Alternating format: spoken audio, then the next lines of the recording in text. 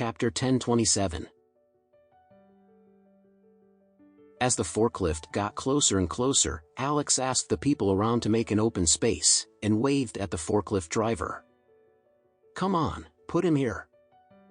The forklift driver immediately drove the bulletproof Jeep Wrangler all the way to Alex. Adam Smith said at this time, "Don't worry, don't put him down now, otherwise he will suddenly hurt the young master if he puts on the gas pedal. First remove his four wheels, and then put him down." As a result, several workers from construction sites immediately took equipment and went up and unloaded all his four wheels. At this time, there was a fat man sitting in the car. The fat man was full of horror and shouted in the car, "Who are you guys and what do you want to do?" Alex ignored him. After all four of his wheels were unloaded, the forklift put the car in place. Alex took out his phone, turned on the video recording function, looked at the fat man in the car window, and said coldly, "The elder of the beggar gang, right? You are responsible for buying children for the beggar gang, right? I will give you a self now.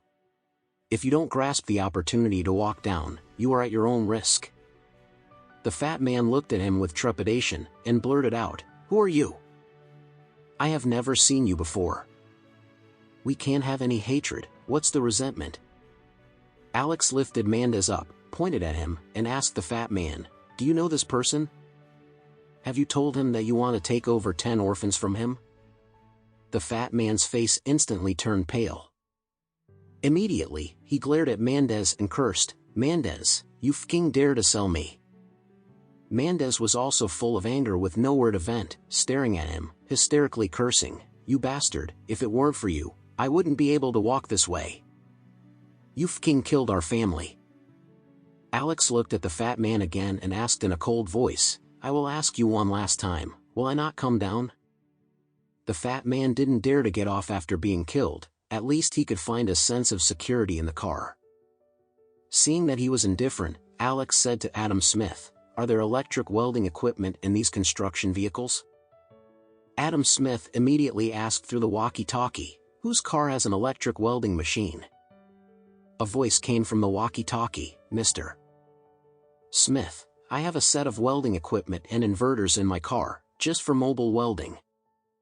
Adam Smith blurted out, "Bring here quickly." After a while, a truck drove over. After the driver jumped out of the car, he immediately lifted a set of electric welding equipment from the back of the truck. Alex pointed to the Jeep Wrangler and said, "Since this fat guy likes to stay inside, then weld all the doors to me, find some steel bars, and weld all the windows to me." There were so many construction vehicles, and various construction site materials were pulled inside, the most of which were cement, yellow sand and muck, followed by steel bars and other steel plates. Upon hearing that Alex ordered the car to be welded to death, the worker immediately greeted several workers for help.